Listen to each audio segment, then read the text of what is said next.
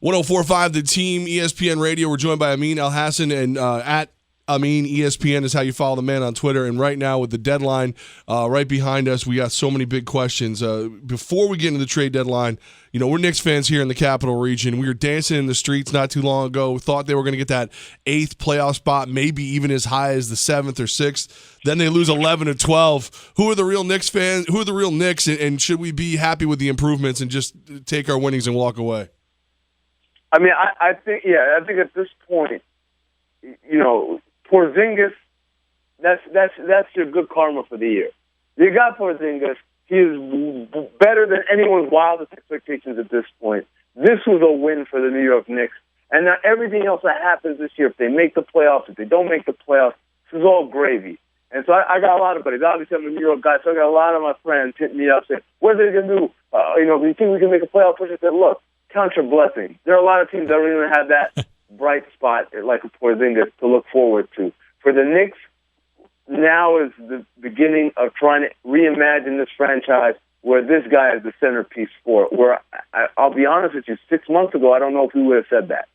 Would the Knicks have been better served trading Carmelo Anthony? No, in the short run, because the pick that they send to Denver is, they have a flip-flop with Denver, and then whatever is worse goes to Toronto. So basically, you want to make the pick that ends up going to Denver or Toronto, whatever, to be as unappealing as possible, if that makes sense. And so in the short run, the Knicks want to win as many games as possible, even if they don't make the playoffs. They want that pick to be the 13th overall pick or the 12th overall pick rather than a top 3 pick. But as soon as this season's over, then I think you can begin to explore getting rid of Carmelo Anthony and bringing back, again, picks and young players, not just that fit better with Porzingis on the floor, but also fit in the same timeline. He's 18, 19 years old, so you want your core to all be around the same age so that when you're ready to contend, you've got a big window rather than you're trying to catch the beginning of Porzingis' greatness at the end of someone else's greatness. Amin Elhassan, he does it all when it comes to the NBA for ESPN. So if the Knicks weren't better suited to make the trade, can they be players in this year's free agency? I think everyone can be players in this year's free agency because everyone's got flexibility. But ultimately what's going to come down is that there aren't that many blue-chip free agents. I'm talking about bona fide, these are guys that you give the max and you don't bat an eye about giving the max. There aren't that many of those guys out there. So for a team like the Knicks, again, if your centerpiece for your franchise right now is 19, 20 years old, going out and signing someone who's 28 right now, it sounds fun and exciting and sexy, but it really isn't realistic as far as trying to be a true contender, a sustainable contender. So again, I would imagine that their activity in free agency this summer is going to be a lot like it was last summer. Not necessarily brand names, but guys that build towards the culture, build towards something. Reports have come out, that it's been nearly impossible to move Dwight Howard. How do teams around the league view him? Well, I think, a lot of people will always turn to, oh, he's a cancer, he's bad in the locker room. That stuff is overblown. I think most teams recognize he's been put in a tough situation in Houston. Yes, he hasn't made the best decisions throughout his career since leaving Orlando, but right now his personality isn't as much of a concern as his age, his decline in play due to his age, and then his injury history, which includes serious injuries to the back. So there are teams that like Dwight Howard a lot. A lot of teams still respect him as an impact player on both ends of the floor. But if you acquire Dwight Howard, you've got to be willing to pay him a lot of money this summer. And then bear in mind that this is a guy who every additional day is going to be a little worse, not a little better than he was the day before. And that's not even counting if he gets hurt and there's a rapid decline.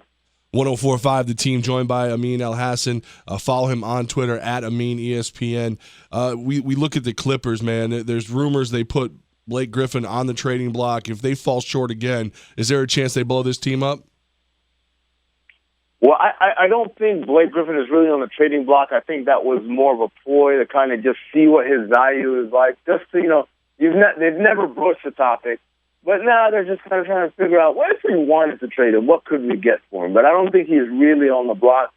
If I'm the Clippers, I don't think I'd blow it up. But if I do, Blake Griffin's not the guy I send out. Chris Paul is. Not because Chris Paul is any less of a player or anything like that, but just for the simple fact that one guy's 26, another guy's 30. One guy plays a position where there aren't that many skilled guys around there in the league, another guy plays in the deepest position in the league. So, I wouldn't blow it up, but if I would, Chris Paul would be my choice to get out of, not bigger. Kevin Love, why hasn't it worked for him in Cleveland, and should they have moved him?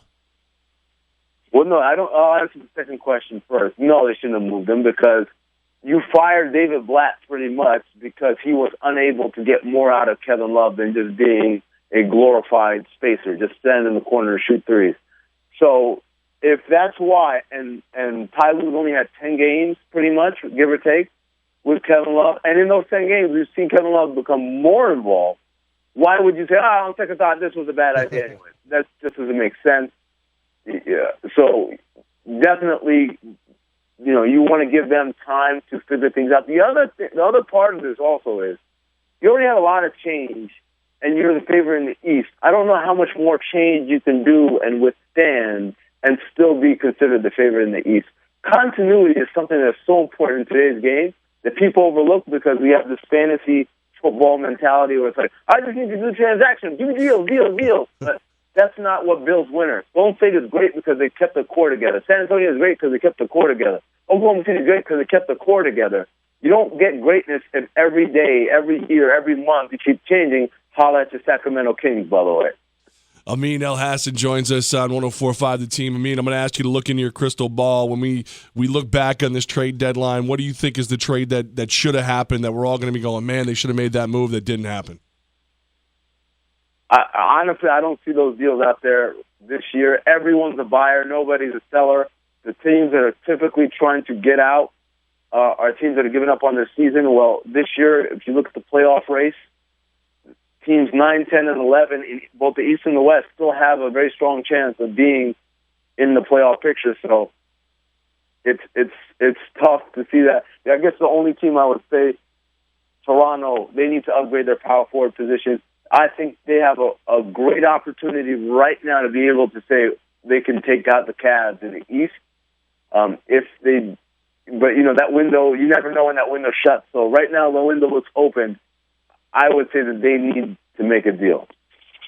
Amin Elhassan, man. All right, so I was trying to write a list of everything you're doing for ESPN Radio, and everything else, and I just didn't have enough paper, man. What are you up to this weekend and today and everything with the trade deadline and the NBA second half getting underway? All right, so right now, we have this trade deadline special that started at 2:30 on ESPN.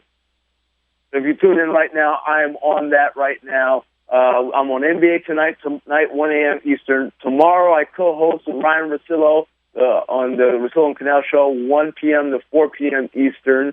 We'll be recapping everything that happened today and I guess previewing the second half of the season. And then Sundays, every Sunday, 10 to noon Eastern, the Izzy and the Me Show in the morning. And then in the evening, 7 p.m. to 10 p.m. Eastern, the NBA Lockdown Insider Show, me, Mark Stein, Brian Windhurst.